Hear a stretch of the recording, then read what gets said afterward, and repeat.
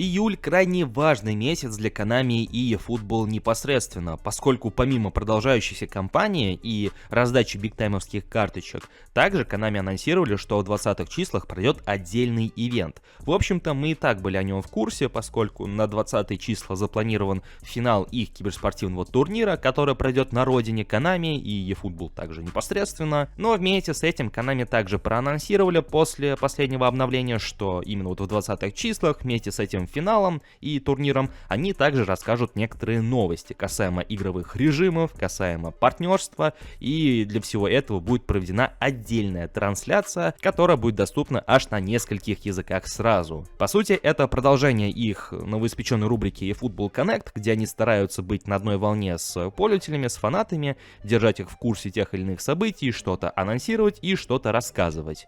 К слову, если вам необходимо пополнить ваш баланс монеточек в eFootball Mobile или в любой другой мобильной игре, то вам на PlayRock, ведь на их сайте собраны одни из самых выгоднейших предложений на рынке, а также вы всегда можете предложить свои товары и услуги. А если вы обладатель такой платформы, как ПК, и играете в Steam, и вам необходимо пополнить его баланс, то это также можно сделать на PlayRock с наименьшей комиссией на рынке. Приобрести монеты и все остальное на их сайте вы можете в пару кликов, и что самое главное, безопасно.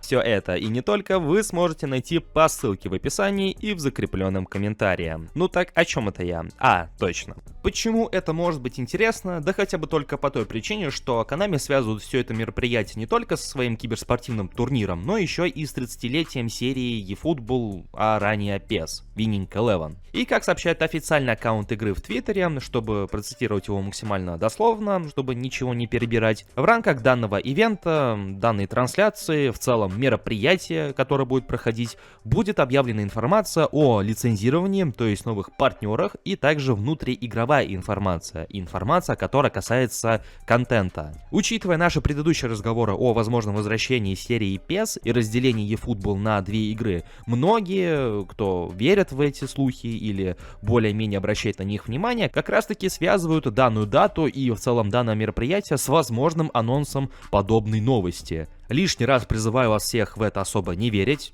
по крайней мере, не строить никаких ожиданий. В этом мире все возможно, но не стоит убеждать себя в обратном, что это точно произойдет. Если произойдет, это будет просто невероятнейший сюрприз, очень приятно, очень здорово, но ни на что не рассчитываем, потому что играет роль прагматизм, заработок, и в рамках подобной концепции подобное решение, возможно, не совсем выгодно для Konami. Поэтому просто держим в уме, что 21 июля нас ожидают новости касаемо новых партнерств, касаемо новых изменений в игре, каких-то нововведений, которые касаются игры и которые приурочены непосредственно к 30-летию самой серии eFootball. И хотя бы только потому, мне кажется, что июль будет очень даже интересным. Ну и как я упоминал ранее, именно в июле наконец-таки в игре станет доступен бигтаймовский набор в рамках ностальгической кампании. Нам раздадут бигтаймовские карточки, именно что вот по сути раздадут, а не сами мы их заберем, поскольку селективный контракт отсутствует и придется полагаться только на рандом.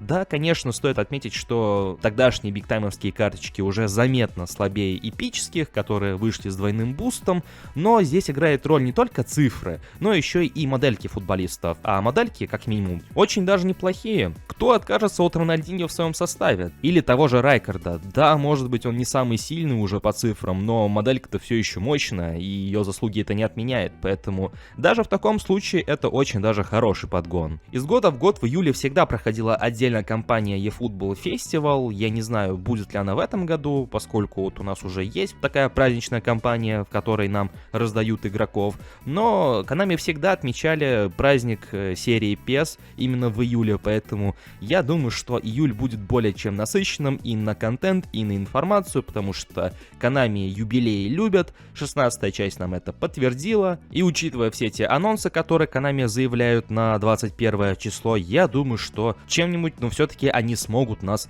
порадовать. Что же именно это будет? Возвращение Мастер-лиги в eFootball, возвращение самой PES в качестве отдельной игры. Остается только ожидать. Отмечайте 21 июля и 10 июля в своих календариках и ждем этих двух чисел. 10, когда станет доступен бигтаймовский набор, и 21, когда мы получим интересные новости по игре. Но ваше же мнение по всему услышанному я буду ждать в комментариях под этим роликом. Что что вы думаете на весь этот счет, какие у вас ожидания от новостей, которые могут нам Konami рассказать 21 числа. Ну и кого из бигтаймовских игроков хотели бы забрать в свой состав. Также не забывайте поддерживать это видео своими лайками, подписывайтесь на канал, если вы находитесь здесь впервые, и прожимайте колокольчик для уведомлений. Всем спасибо за просмотр, всем удачи и до скорых встреч!